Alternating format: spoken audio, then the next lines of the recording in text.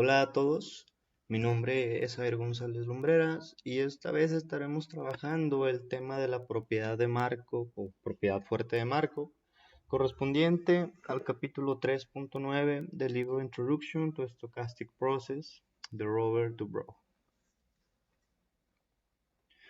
Bueno, para empezar, tratemos de definir un poco en palabras sencillas qué es la propiedad fuerte de Markov. Un proceso estocástico satisface la propiedad fuerte de Markov si condicionalmente al presente el futuro es independiente del pasado.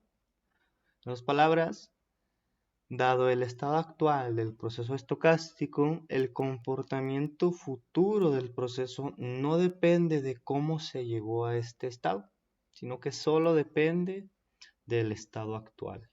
Esta propiedad es esencialmente útil en la teoría de Stochastic Process y tiene diversas aplicaciones, especialmente en problemas de optimización, teorías de colas y en general en un modelado de sistemas donde la independencia condicional entre el presente y el futuro es una suposición válida.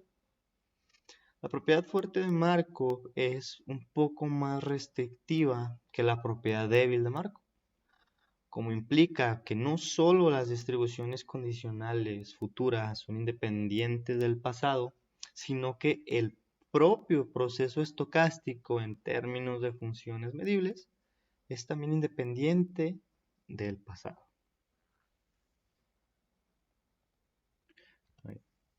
Entonces, como contexto, a veces se observa una cadena de Markov desde un tiempo x mayor a 0 en el futuro. Supongamos que vamos a encontrar x sub 0, x sub 1 y así sucesivamente, lo cual este conjunto de valores aleatorias sería una cadena de Markov con matriz de transición P. Entonces, el proceso que empieza con un n mayor a 0, x sub n, x sub n más 1, x sub n más 2 y así sucesivamente, es también una cadena de Markov con matriz de transición P. Esto es una consecuencia de la propiedad de Markov, la cual debemos recordar que nos dice que dado el presente, el pasado y el futuro son independientes. La propiedad fuerte de Markov afirma que para ciertos tipos de tiempos aleatorios llamados tiempo de parada o tiempo de paro, también lo vamos a escuchar de esa manera, la propiedad de Markov se mantiene, lo cual si ese es un tiempo de paro, entonces la secuencia x sub s, x sub s más 1, x sub s más 2 es también una cadena de Markov. Entonces, una variable aleatoria de valores enteros s es un tiempo de parada para una cadena de Markov si para cada s el suceso s igual a s se puede determinar a partir de x sub 0 y así sucesivamente hasta llegar a x sub s, lo cual en otras palabras significa que si los resultados x sub 0 hasta x sub s se conocen, entonces se puede determinar si el evento x igual a s ocurra o no ocurra. Entonces tratemos de definir un poco más formalmente la siguiente proposición, considerando que x sub n es una cadena de Markov. También debemos de decir que una variable aleatoria, sea tau, por ejemplo, con valores enteros 0, 1, 2, etc., incluyendo el valor infinito, es un tiempo de paro respecto del proceso x sub n si el evento tau igual a n depende únicamente o bien esto es posible escribirlo en términos de eventos de las variables aleatorias x sub 0, x sub 1, x sub 2 y así sucesivamente hasta llegar a x sub n. Entonces, ahora realizaremos el primer ejemplo para entender un poco mejor todo lo que hemos estado estableciendo hasta el momento. Consideraremos la cadena de Markov de dos estados y supongamos que el proceso empieza en el estado 0.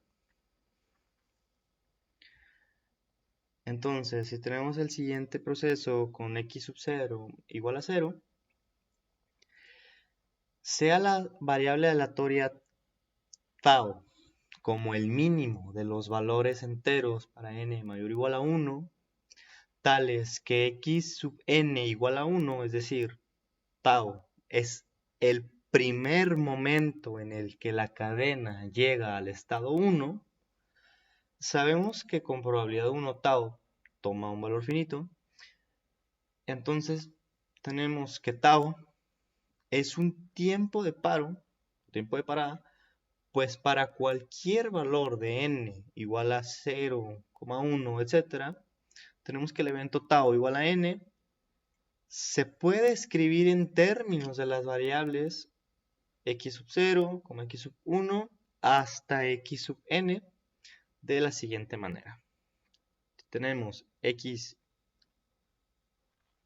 sub 1 igual a 0, x sub 2 igual a 0, sucesivamente x sub n menos 1 igual a 0, y finalmente encontrar x sub n igual a 1. Entonces, los tiempos de paro son entonces tiempos aleatorios, tales que la ocurrencia o no ocurrencia del evento tau igual a n puede determinarse a partir de los valores del proceso hasta el tiempo n. Entonces, es importante también considerar un tiempo de parada como variable aleatoria de por ejemplo, tiempo de primer golpe. Por ejemplo, un t sub i que sea igual al mínimo considerando n mayor o igual a 0 para x sub n igual a i, o sea, la primera vez en que una cadena de Markov alcanza el estado i. Bueno, eso tratemos de proyectarlo a un ejemplo práctico, como el siguiente. Si consideramos el clima como la cadena de Markov y sea R la que denota la lluvia, entonces T sub R, que anteriormente lo habíamos definido como tau, pero para este ejemplo usaremos T. T sub R es el primer día que llueve. Para cualquier día T, entonces, si tenemos la sucesión de estados meteorológicos hasta el tiempo T, con x sub 0 hasta x sub T, se puede determinar si el primer día que llovió fue o no el día T.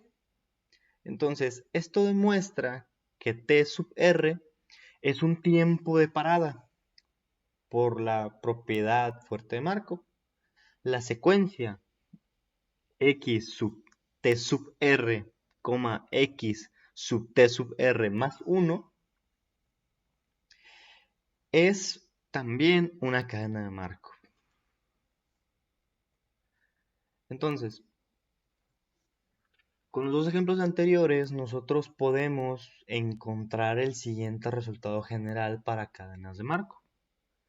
Sea x sub n una cadena de Markov y sea tau un tiempo de paro finito respecto de este proceso, entonces x sub tau más n es también una cadena de Markov.